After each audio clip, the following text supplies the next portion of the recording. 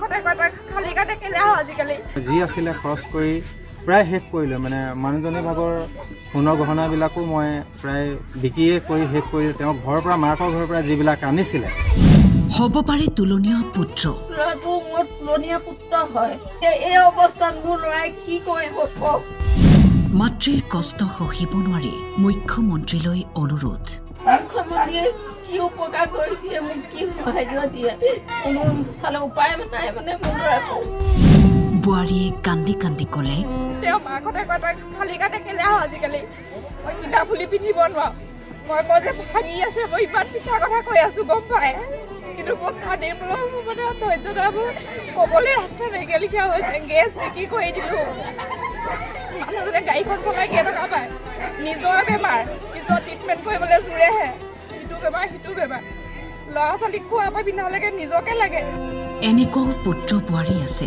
যিয়ে মাতৃৰ বাবে চকুলো টুকে ল'ৰাই কোনফালে কৰিব পুৱাই শুনো ফুলি গ'ল বেটেৰী ৰিক্সা গ'ল বেটেৰী গ'ল স্কুটি গ'ল বহুত বস্তু ল'ৰাই মোৰ লগত ধ্বংস কৰিলে জটিল ৰোগত আক্ৰান্ত তিতাবৰৰ শান্তিপুৰৰ এইগৰাকী মাতৃ ক'লে মোৰ ল'ৰাই কোনফালে কৰিব বোৱাৰীয়ে সোণৰ সম্পদ পৰ্যন্ত বিক্ৰী কৰিছে মোৰ চিকিৎসাৰ বাবে মই চাই থাকিব পৰা নাই একো কৰিব পৰা নাই চিকিৎসা কৰি কৰি ঘৰৰ সকলো সামগ্ৰী বিক্ৰী কৰি সৰ্বস্বান্ত হ'ল তিতাবৰ পৰা যোৰহাটলৈ ৰেফাৰ কৰিলে যোৰহাটৰ পৰা আকৌ এতিয়া ডিব্ৰুগড়লৈ ৰেফাৰ কৰিলে ল'ৰা কোনো ফালে উপায় নাই মানে মোৰ ল'ৰাটো মোৰ তুলনীয়া পুত্ৰ হয় এই অৱস্থাত মোৰ ল'ৰাই কি কৰিব কওক মোক এতিয়া ডিব্ৰুগড়লৈ আজিয়ে নিবলৈ কৈছে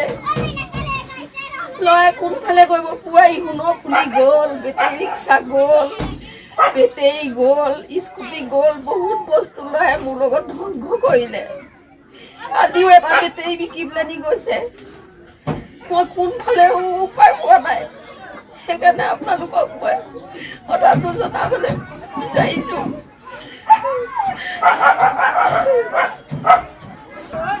মুখ্যমন্ত্ৰীয়ে কি উপকাৰ কৰি দিয়ে মোক কি সাহায্য দিয়ে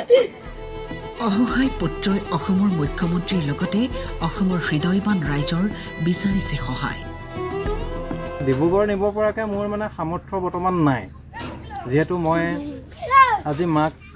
3 বছৰ আগৰ পৰা চিকিৎসা কৰিছিলোঁ প্ৰথমতে ব্ৰেইনত মানে হেমৰ হেড ইনফেকশ্যন বুলি এটা ইনফেকশ্যন হৈছিলে সেই ইনফেকশ্যনটোতো যথেষ্ট মোৰ মানে পইচা পাতি মই যি আছিলে খৰচ কৰি প্ৰায় শেষ কৰিলোঁ মানে মানুহজনী ভাগৰ সোণৰ গহনাবিলাকো মই প্ৰায় বিকিয়ে কৰি শেষ কৰিলোঁ তেওঁ ঘৰৰ পৰা মাকৰ ঘৰৰ পৰা যিবিলাক আনিছিলে বাকী তেওঁলোকৰ মানে সাহায্য দিব পৰা মানুহ কোনো নাই বিশেষকৈ ঘৰুৱা মানুহ কোনো নাই আৰু মোক তুলি তালি ডাঙৰ দীঘল যিহেতু কৰিছিলে মোৰ জন্মদাত্ৰী মা নহয় যদি তুলি তালি ডাঙৰ দীঘল কৰিছিলে তেতিয়া মোৰ মায়ে হয় কাৰণ সেইটো বাবে মই যিমানখিনি পাৰিছোঁ চিকিৎসা কৰিছোঁ আৰু কৰি যাম কিন্তু বৰ্তমান পৰ্যায়ত মোৰ উপায় নাইকিয়া হৈছে মানে আৰু আজিও সেয়া যিহেতু মই চিকিৎসাৰ বাবে যোৰহাটলৈ পঠিয়াবৰ কাৰণে ঘৰৰ এটা মূল্যৱান সম্পত্তি বিক্ৰী কৰি তাৰমানে সম্পদ বিক্ৰী পানীহে মই চিকিৎসাটো কৰিবলগীয়া হৈছে গতিকে এতিয়া যদি আমাৰ মাননীয় মুখ্যমন্ত্ৰী ডাঙৰীয়াই কিবা এটা সাহায্য কৰি প্ৰদান কৰে তেতিয়া ধৰি লওক মই অকণমান সকাহ পাম আৰু তাতে আমাৰ অসমবাসী ৰাইজেও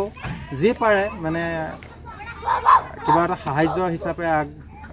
যদি বঢ়ায় তেতিয়া ধৰি লওক মই সোনকালে ট্ৰিটমেণ্টটো কৰিব পাৰিম আৰু মা সোনকালে সুস্থ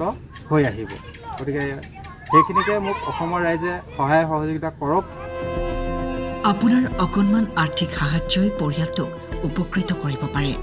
যদিহে কোনো লোকে সহায় কৰিব বিচাৰে তলত উল্লেখ কৰা একাউণ্ট নম্বৰৰ জৰিয়তে অথবা ফোন নম্বৰৰ জৰিয়তে যোগাযোগ কৰিব পাৰে